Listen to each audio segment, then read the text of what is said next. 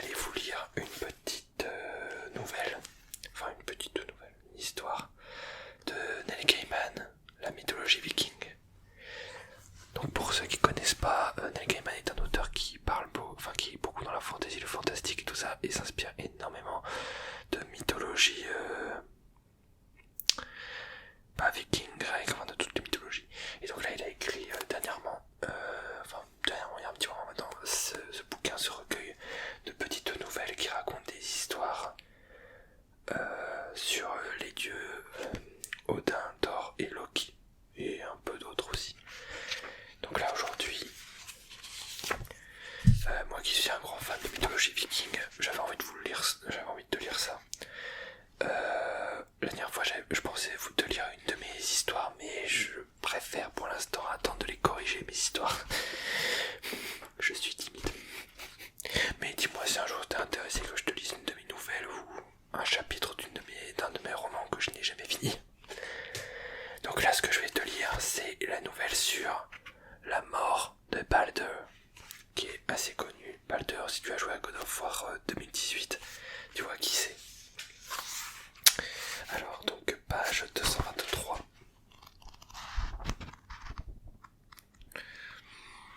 Le bouquin il sent le vieux livre. Pourtant je l'ai depuis 3 ans.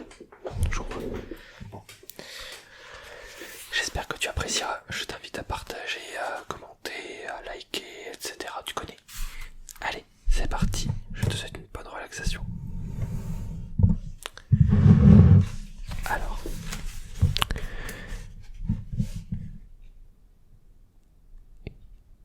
Il n'est rien qui n'aime pas le soleil. Il nous donne la chaleur et la vie. Il fait fondre la neige et la glace cruelle de l'hiver. Il fait pousser les plantes. Et s'ouvrir les fleurs. Il nous offre ces longues soirées d'été où jamais l'obscurité ne tombe. Il nous préserve des âpres journées du cœur de l'hiver, quand les ténèbres ne s'interrompent qu'une poignée d'heures durant, et que le soleil au loin est froid comme l'œil livide d'un cadavre.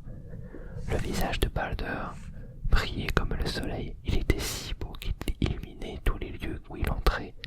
Baldur était le second fils d'Odin, et son père l'aimait ainsi que l'aimait quelque chose.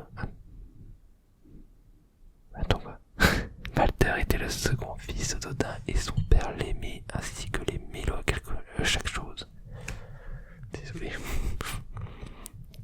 Il était le plus sage, le plus doux, le plus éloquent de tous les Asès. Quand il prononçait un arbitrage, tous admiraient son discernement et son équité. Sa demeure, la halle appelée Breidablik, était un lieu de joie, de musique et de savoir. L'épouse de Baldur s'appelait Nanna, et il l'aimait et n'aimait qu'elle. Leur fils Forset grandissait pour devenir un juge aussi sage que son père. Il n'y avait aucune imperfection dans la vie ou le monde de Baldur, sinon une et une seule. Baldur faisait des cauchemars. Il rêvait de mondes qui s'achevaient, du soleil et de la lune qui dévorait un loup. Il rêvait de douleur et de mort sans fin. Il rêvait de ténèbres, d'être pris au piège. Dans ses rêves, les frères tuaient leurs frères et nul ne pouvait se fier à qui que ce soit. Dans ses rêves, un nouvel âge descendait sur le monde. Une ère de tourmente et de meurtre. Baldur s'éveillait de ses rêves en larmes, troublé au-delà de tout ce que l'on aurait pu décrire. Baldur alla voir les dieux et il leur parla de ses cauchemars. Aucun d'eux ne savait comment les interpréter et tous étaient troublés, eux aussi, tous, à l'exception d'un seul. Quand Loki entendit Baldur raconter ses mauvais rêves, il sourit. Odin se mit en route pour déterminer la cause des rêves de son fils. Il revêtit sa cape grise et son chapeau à large bord, et quand les gens lui demandaient son nom, il répondit qu'il s'appelait voyageur, fils de guerrier. Personne n'avait de réponse à ses questions, mais on lui parla d'une voyante, une femme sage qui comprenait tous les rêves. Elle aurait pu l'aider, lui assura-t-on, mais elle était morte depuis longtemps. Au bout du monde était située la tombe de la devineresse. Au-delà, à l'est, s'étendait le royaume des morts qui n'avait pas péri au combat, gouverné par Hel, fille de Loki et de la géante Angroboda. Odin prit la route de l'Est et fit halte quand il parvint à la tombe. Le père de tout était le plus sage des Asès, et il avait donné son œil pour accroître sa sagesse. Il se plaça devant cette tombe au bout du monde, invoqua en ce lieu les runes les plus noires et en appela d'anciennes puissances depuis longtemps oubliées. Il brûla des choses, en dit d'autres, il glorifia et exigea, la bourrasque lui gifla la face, puis le vent mourut et une femme se tenait devant lui de l'autre côté du feu, le visage dans l'ombre. Le voyage pour revenir du pays des morts a été ardu, lui dit-elle. Je suis enterrée ici depuis si longtemps, la pluie et la neige sont tombées sur moi, je ne te connais pas, homme qui m'a invoqué, comment t'appelle-t-on ? Voyageur, répondit Odin, guerrier était mon père, donne-moi des nouvelles d'elle. La sage morte le fixa. Balder va venir à nous, lui dit-elle. Nous brassons pour lui de l'hydromel. Le désespoir régnera dans le monde d'en haut, mais dans celui des morts il n'y aura que des réjouissances. Odin lui demanda qui tuerait Balder, et la réponse le choqua. Il demanda qui vengerait la mort de Balder, et la réponse le laissa perplexe. Il demanda qui pleurerait Balder, et elle le scruta par-dessus sa propre tombe, comme si elle le voyait pour la première fois. « Tu n'es pas un voyageur, dit-elle. Ses yeux morts clignèrent et une expression passa sur son visage. Tu es Odin qui s'est sacrifié à lui-même il y a tellement longtemps. Et tu n'es pas une devineresse, tu es celle qui fut de son vivant Angroboda, maîtresse de Loki, mère d'elle, de Jormungand, le serpent de Midgard, et de Fenris, le loup, riposta Odin. La géante défunte sourit.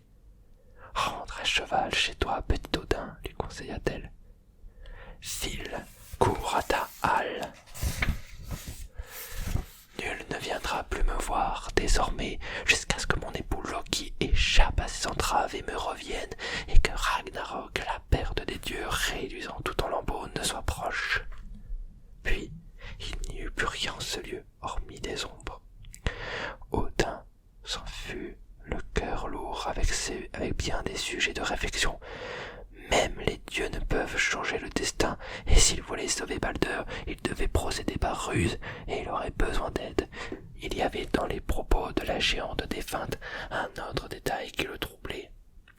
Pourquoi a-t-elle évoqué une évasion de Loki de ses entraves, se demanda-t-il. Loki n'est pas captif. Puis il songea. Pas encore. Chapitre 2. Odin garda ses réflexions pour lui, mais il révéla à Frigg, son épouse, mère des dieux, que les rêves de Balder étaient des rêves véridiques et que des gens voulaient du mal à leur fils favori. Frigg réfléchit.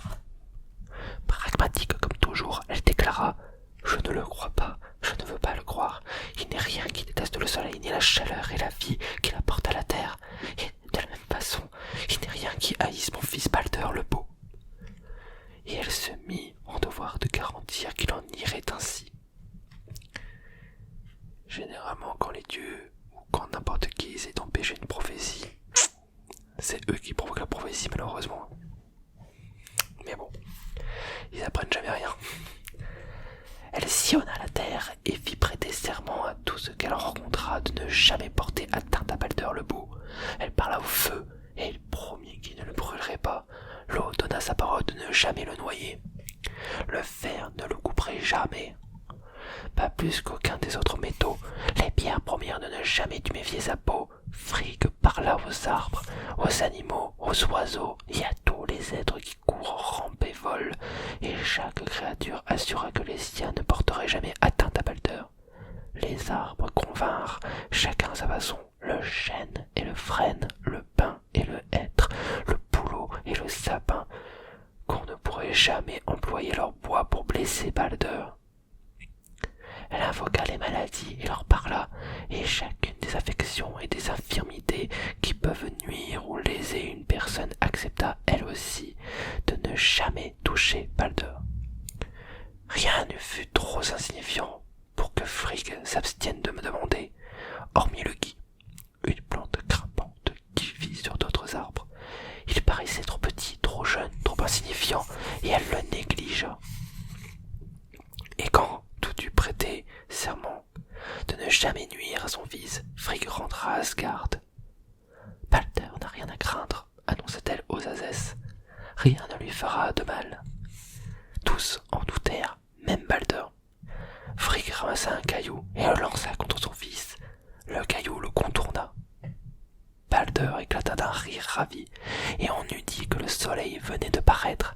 Les dieux sourirent, et alors, un par un, ils lancèrent leurs armes contre Balder, et chacun d'eux fut stupéfait, abasourdi. Les épées ne le touchaient pas, les piques ne lui perçaient même pas la chair. Tous les dieux furent soulagés et ravis. Il n'y avait que 2 visages dans Asgard que la joie ne rendait pas radieux. Loki ne souriait pas ni ne riait. Il regarda les dieux s'en prendre à Balder avec des haches et des épées, laisser tomber sur lui de gigantesques quartiers de roc. Faut vraiment chercher quoi faire. Ou tenter de le frapper. Attends, je vais pas rater un truc là. Ah non. Alors, il regarda les dieux s'en prendre à Balder avec des haches et des épées, laisser tomber sur lui de gigantesques quartiers de roc, ou tenter de le frapper avec d'énormes massues en bois noueux, et s'esclaver quand les massues et les épées et les quartiers de roc et les haches esquivaient Balder ou les fleuraient avec la délicatesse d'une plume. Puis Loki, ruminant de sombres pensées, s'éclipsa entre les ombres. L'autre était Hod, le frère de Balder, qui était aveugle. « Que se passe-t-il » demanda l'aveugle. « Est-ce que quelqu'un pourrait me dire ce qui se passe, s'il vous plaît ?» Mais personne ne répondait à Hod. Il entendait les clameurs de réjouissance et de joie et aurait voulu y prendre part. « Vous devez être très fier de votre fils » déclara une aimable commère à Frigg. Celui-ci ne la reconnut pas. Mais la femme affichait un sourire radieux en regardant Balder, et certes, Frigg était fier de son fils, tout le monde l'aimait après tout. Mais ne risque-t-il pas de le blesser, ce pauvre amour ? À force de lui jeter des objets comme ça, si j'étais sa mère, je m'inquiéterais pour mon fils. Ils ne lui feront pas de mal, répondit Frigg. Aucune arme ne peut blesser Balder, aucune maladie, aucune pierre, aucun arbre. Je l'ai fait prêter serment à toutes les choses qui existent et peuvent faire du mal. C'est bien, reconnut l'aimable commère. Ça me fait plaisir, mais êtes-vous sûr de ne pas en avoir oublié un ? Pas un seul, assura Frigg. Tous les arbres, le seul pour lequel je me suis pas donné la peine de le faire, c'est le gui. Une plante qui pousse dans les chênes à l'ouest du Valhalla. Mais il est trop jeune et trop petit pour causer le moindre mal. On ne pourrait pas fabriquer une massue avec du gui. Ah, tiens, fit la commère. Le gui, vraiment. Ma foi, pour parler franc, je m'en serais pas donné la peine non plus, beaucoup trop frêle. La commère commençait à rappeler quelqu'un à Frigg, mais avant que la déesse ne puisse trouver qui, Tyr saisit de sa main gauche valide un rocher énorme, l'éleva au-dessus de sa tête et l'abattit contre la poitrine de Balder. La pierre vola en poussière avant même de toucher le dieu brillant. Quand Frigg se retourna pour discuter avec la brave commère, cette dernière était déjà partie et Frigg n'y repensa plus, pas à ce moment-là. Sous sa forme véritable, Loki se rendit dans l'ouest du Valhalla. Il s'arrêta auprès d'un chêne gigantesque. Ça et là, pendaient sur l'arbre de grosses grappes de gui, aux feuilles vertes et aux baies blanches, d'un aspect d'autant plus insignifiant qu'elle voisinait avec la majesté du chêne. Elle poussait directement sur l'écorce de l'arbre. Loki examina les baies, les tiges et les feuilles. Il envisagea d'empoisonner Balder avec des baies de gui, mais cela lui parut trop simple et trop direct. S'il devait nuire à Balder, il voulait faire du mal au plus grand nombre de gens possible. sacré Loki.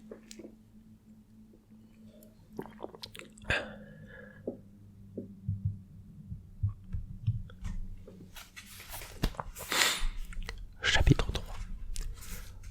Aude, l'aveugle, se tenait à l'écart écoutant la liesse et les clameurs de joie et d'étonnement qui venaient de la prairie, et il poussa un soupir. Aude était fort en dépit de sa cécité. Un des dieux les plus puissants et d'ordinaire. Balder veillait à le faire participer. Cette fois-ci, même Balder l'avait oublié. « Tu as l'air triste », commenta une voix familière. La voix de Loki. « C'est dur, Loki. Tout le monde s'amuse tellement. Je les entends qui rient. Et Balder, mon frère bien-aimé, il semble tellement heureux. J'aimerais simplement pouvoir être associé à tout cela. » Rien au monde n'est plus facile que d'y remédier, assura Loki. Odd ne voyait pas l'expression de son visage, mais sa voix avait des accents si obligeants, si amicaux, et tous les dieux connaissaient l'habileté de Loki. Dans la main, Odd obéit. Loki déposa un objet et referma les doigts d'Odd dessus. C'est une petite flèche en bois que j'ai confectionnée. Je vais t'amener tout près de Balder. Je t'orienterai vers lui et tu la lanceras sur lui de toutes tes forces. Et là, tous les dieux riront et Balder saura que même son frère aveugle a pris part à son jour de triomphe. Loki guida Odd à travers la foule vers le chahut. Voilà, dit Loki. C'est une bonne place où te poster. Et maintenant, quand je te le dirai, lance la fléchette. Ce n'est qu'une petite flèche, commenta Odd avec un brin de regret. J'aurais voulu lancer une pique ou un rocher. Une petite flèche suffira, assura Loki. Elle est assez pointue et maintenant lance-la par là, comme je te l'ai dit. Une puissante clameur et un rire, une massue aubépine noueuse, hérissée de clous en fer pointu, était assénée par Thor dans le visage de Balder. La massue effectua un bond vers le haut et passa au-dessus de sa tête au dernier moment, et Thor donna l'impression d'être en train de danser. C'est vraiment cocasse. Vas-y, souffla Loki. Vas-y pendant que tout le monde est en train de rire. Odd lança la petite flèche de Ki, exactement comme on le lui avait indiqué. Il s'attendait à entendre des ovations ravies, des rires. Personne ne riait, personne ne poussa de cris de joie. Le silence se fit. Il entendit des exclamations étouffées et des murmures graves. « Pourquoi est-ce que personne ne m'applaudit ?» interrogea Odd l'aveugle. « J'ai lancé une petite flèche. Elle n'était pas grosse ni très lourde, mais vous avez bien dû la voir. Balder, mon frère, pourquoi est-ce que tu ne ris pas ?» Il entendit alors une plainte aiguë, perçante, terrible, et il reconnut la voix. C'était sa mère qui se lamentait. « Balder, mon fils, oh Balder, oh mon fils !» pleurait-elle. Ce fut alors qu'Odd comprit que sa petite flèche avait atteint son but. « C'est affreux, quel malheur, tu as tué ton frère !» souffla Loki. Mais il ne semblait pas triste du tout.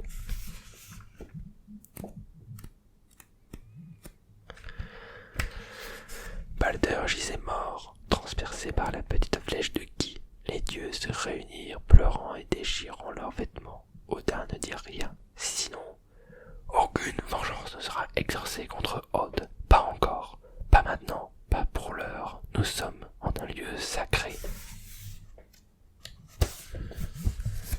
Frigg demanda qui parmi vous veut s'attirer mes bonnes grâces en allant voir elle.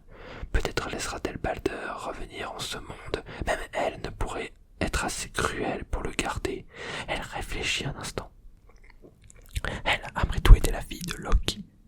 Et si nous lui proposions une rançon afin de nous restituer Balder, y a-t-il un de vous qui veuille voyager jusqu'au royaume d'El? Vous risquez de ne pas y revenir. Les dieux échangèrent des regards, puis l'un d'eux leva la main. C'était Hermod, qu'on appelait l'Agile, l'écuyer d'Odin, le plus rapide et le plus hardi des jeunes dieux. « J'irai voir elle, annonça-t-il. Je ramènerai Balder le beau. » On fit venir Sleipnir, les talons d'Odin, le cheval à 8 pattes.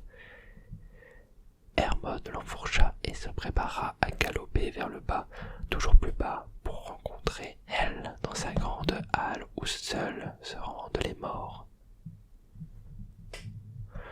donné qu'Hermod chevauchait dans les ténèbres, les dieux préparèrent les funérailles de Balder. Ils prirent son cadavre et le déposèrent sur Ringorn, la barque de Balder.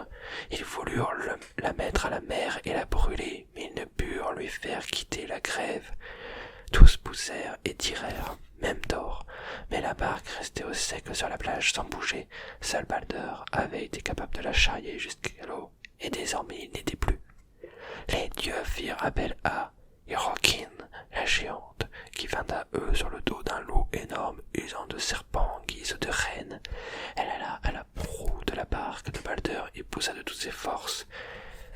Elle lança l'esquif à l'eau, mais d'une si violente bourrade que les rondins sur lesquels étaient jugés s'enflammèrent, que la terre trembla et qu'il sauva des vagues terrifiantes. « Je devrais la tuer, mon créateur, toujours vexé d'avoir échoué à mettre la barque à la mer et serrant le manche de Mjolnir, son marteau. Elle a manqué de respect. »« Tu ne feras rien de tel, lui déclarèrent les autres dieux. »« Rien ne me plaît dans tout ça, poursuivit Thor. Je ne vais pas tarder à tuer quelqu'un, simplement pour me détendre un peu, vous allez voir. » On porta le corps de Balder au bas de la plage, sur les épaules de 4 dieux. 8 jambes le firent passer devant la foule qui était assemblée là. Odin était au premier rang de la foule en deuil, ses corbeaux sur chacune de ses épaules, et derrière lui les Valkyries et les Azès. Il y avait des géants du givre et des géants de montagne aux funérailles de Balder. Il y avait même des nains, les habiles artisans venus de sous la terre, car tout ce qui existait pleurait la mort de Balder. L'épouse de Balder, Nanna, fit passer la dépouille de son mari. Elle posa une plainte, son cœur périt en son sein et elle tomba morte sur la plage. On la porta sur le bûcher funéraire et on plaça son corps auprès de celui de Balder. Par respect, Odin déposa sur le bûcher son bracelet de bras. Draupnir. C'était le miraculeux anneau fabriqué pour lui par les nains Brok et Eitri qui, tous les 9 jours, laissaient suinter 8 autres anneaux d'une pureté et d'une beauté identiques. Puis Odin chuta un secret à l'oreille morte de Balder. Et ce qu'Odin murmura, nul autre que Balder, et lui ne le saura jamais. Le cheval de Balder, entièrement carapassonné, fut conduit sur le bûcher et on le sacrifia, afin qu'il puisse porter son maître dans le monde à venir. Ils allumèrent le bûcher qui s'embrasa, consumant le corps de Balder et celui de Nanna, son cheval, ainsi que ses biens. Le corps de Balder flamba comme le soleil. Thor se plaça devant le bûcher funéraire et brandit Mjolnir bien haut. « Je sanctifie ce bûcher !» proclama-t-il, jetant des regards mauvais vers la géante Hirokin, qui n'affichait toujours pas du point de vue de Thor, le respect qui convenait. Lyd, un des nains qui passa devant Thor pour mieux contempler le bûcher, et Thor, d'un coup de pied irrité, le projeta au milieu des flammes, ce qui améliora un peu l'humeur de Thor et aggrava nettement celle de tous les nains. « Je n'aime pas ça !» s'entêta Thor. « Rien de tout ça ne me plaît. J'espère bien qu'Hermod, l'agile, est en train d'arranger l'affaire avec Hel. Plus vite, Balder reviendra à la vie, plus mieux ce sera, mieux cela vaudra pour nous tous. » Chapitre 5. Hermod, l'agile, chevaucha 9 jours et 9 nuits sans s'arrêter. Il allait toujours plus profond et traversait une obscurité toujours croissante. De la pénombre au crépuscule, puis à la nuit, à un noir de bois sans étoiles. Tout ce qu'il discernait dans les ténèbres était une lueur dorée qui scintillait loin devant lui. Il approcha toujours, et la lumière se vit plus vive. C'était de l'or, celui du chaume du pont qui enjambe la rivière Gjaleur. Doivent traverser tout ce qui meurt, et ralentissent les Pnir pour lui faire franchir au pas le pont. Kitanga et frémit sous eux. « Quel est ton nom ?» demanda une voix de femme. « Qui sont les tiens? Que fais-tu au pays des morts ?» Hermod ne dit rien. Il arriva à l'autre extrémité du pont, où se tenait une jeune fille. Elle était pâle et très belle, et le regardait comme si elle n'avait jamais rien vu de semblable à lui. Elle se nommait Maud Gud, et gardait le pont. Il est passé hier par ce pont assez de morts pour remplir 5 royaumes, et pourtant, à toi tout seul, tu le fais se balancer plus fort qu'ils ne l'ont pu, bien qu'il y ait eu des hommes et des chevaux au-delà de toute mesure. mesure. Je vois le sang rouge sous ta peau, tu n'as pas la couleur des morts. Ils sont gris, vert, blanc et bleu. Ta peau a de la vie sous elle. Qui es-tu? Pourquoi chemines-tu vers elle? Je suis Hermod, lui dit-il, un fils d'Odin, et je me rends à Hel, sur le cheval d'Odin pour trouver Balder. L'as-tu vu? Nul qui l'a vu ne pourrait jamais l'oublier. Balder, le beau, a franchi ce pont il y a 9 jours. Il est allé dans la grande halle d'Hel. Je te remercie, c'est là que je me dois aussi d'aller.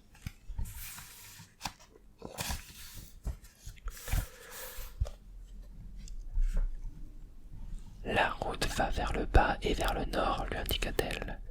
Descends toujours et continue vers le nord, tu arriveras aux portes d'Hel. Hermod poursuivit sa chevauchée, il galopa vers le nord et suivit le chemin vers le bas jusqu'à ce qu'il voie devant lui une immense et haute muraille et les portes vers Hel, qui surpassaient en hauteur le plus haut des arbres. Alors il descendit de cheval et serra la sangle de sa selle, puis il remonta sur Sleipnir et, se retenant solidement à la selle, il poussa l'animal à galoper de plus en plus vite et, au dernier moment, Sleipnir sauta un saut comme aucun cheval n'en avait jamais accompli ni n'accomplira jamais, et il franchit les portes d'Hel pour atterrir sans dommage de l'autre côté dans le domaine d'Hel, où nul vivant ne peut jamais aller. Hermod chevaucha jusqu'à la grande halle des morts, mit pied à terre et entra. Balder, son frère, était assis à la tête de la table, en place d'honneur. Balder était pâle, sa peau avait la couleur du monde par un jour de grisaille quand il n'y a pas de soleil. Assis, il buvait de l'hydromel d'Hel et mangeait sa nourriture. Quand il vit Hermod, il le pria de s'asseoir auprès de lui et de passer la nuit à table avec eux. De l'autre côté de Balder se trouvait Nanna, son épouse, et à côté d'elle, et d'une humeur qui n'était pas des meilleures, siégeait un nain nommé Lit. Dans le monde d'Hel, jamais le soleil ne se lève et jamais le jour ne peut commencer. Hermod regarda de l'autre côté de la salle et vit une femme d'une beauté singulière. Le côté droit de son corps avait la couleur de la chair, mais son côté gauche était noirci et gâté, comme celui d'un cadavre vieux d'une semaine qu'on pourrait trouver pendu à un arbre, en forêt ou gelé dans la neige. Et Hermod sut que c'était Hel, fille de Loki, que le père de Thor avait établi pour gouverner les territoires des morts. « Je suis venu chercher Balder, annonça Hermod à Hel. C'est Odin en personne qui m'envoie. Là-bas, tout ce qui existe le pleure. Tu dois nous le rendre. » Elle resta impassible. Un œil vert considéra Hermod, de même qu'un œil cave et mort. « Je suis Hel, répondit-elle simplement. Les morts viennent à moi et ne s'en retournent plus dans les pays d'en haut. Pourquoi devrais-je laisser partir Balder? Tout ce qui est porte son deuil. Tout ce qui est porte son deuil. Sa mort nous unit tous dans le chagrin. Dieux et géants du givre, nains et elfes, les animaux le pleurent et les arbres. Même les métaux le pleurent, les pierres rêvent que le valeureux Balder revienne dans les terres qui connaissent le soleil. Laisse-le partir. Elle ne dit rien. Elle observa Balder de ses yeux disparates, puis elle poussa un soupir.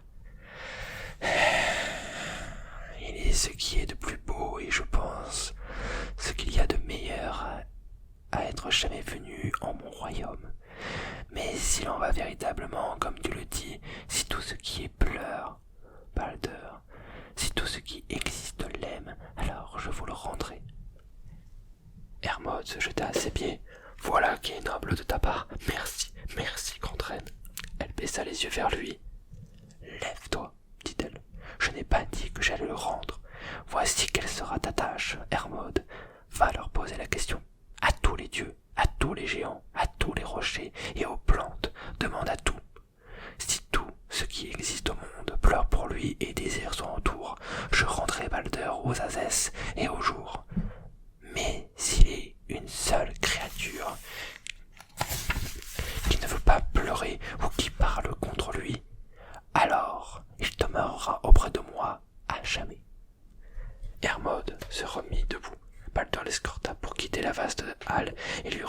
bracelet d'Odin, Dropnir, afin de le rapporter à Odin pour preuve qu'Hermod était allé le voir, elle.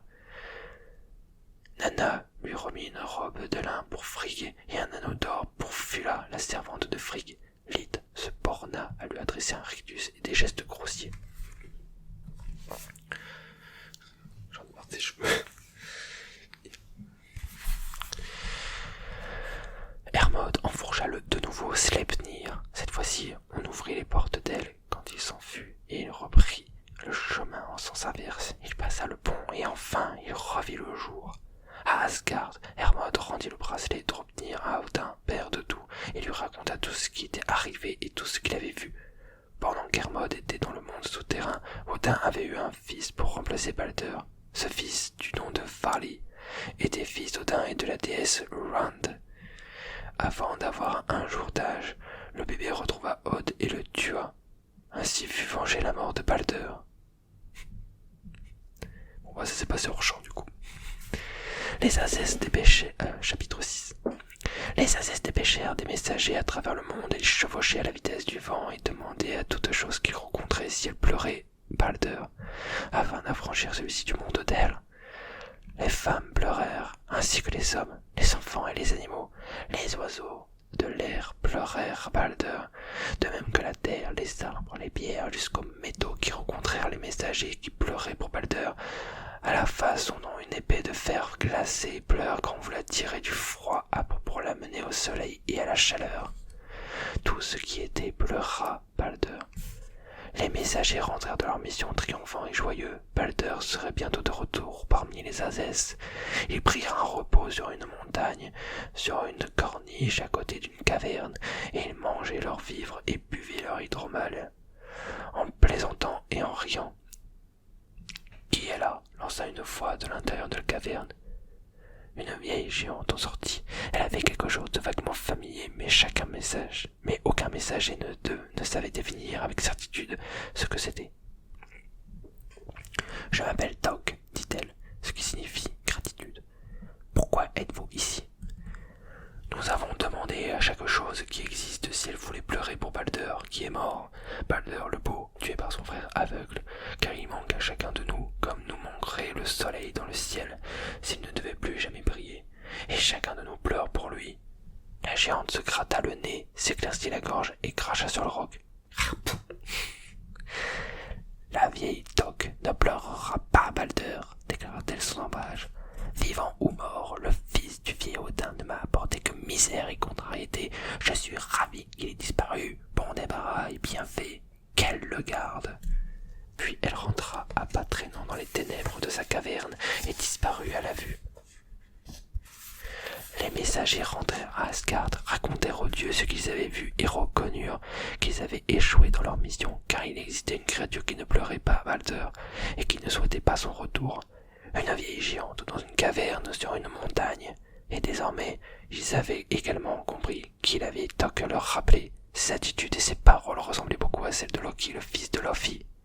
« Je suppose que c'était en réalité Loki déguisé, » déclara Thor. « Bien sûr que c'était Loki, c'est toujours Loki. » Thor souposa son marteau Mjolnir et réunit un groupe de dieux pour partir à la recherche de Loki, pour exercer leur vengeance. Mais l'habile fauteur de troubles n'était visible nulle part. Il se cachait loin d'Asgard, s'étreignant de joie devant sa propre habileté, en attendant que l'agitation finisse par retomber. Et voilà. C'était donc l'histoire de la mort de Balder. Très différente de ce qu'on a vu dans God of War. J'espère que ça t'a plu. Si jamais tu veux que je refasse des lectures, par exemple de ça, ou d'autres bouquins, d'autres nouvelles, ou de ce que j'écris, ou que ce soit, ou si t'as des idées de lecture, n'hésite pas. J'espère que la vidéo t'aura bien plu. Encore une fois, n'hésite pas à t'abonner, à aimer, à liker, à partager, à commenter.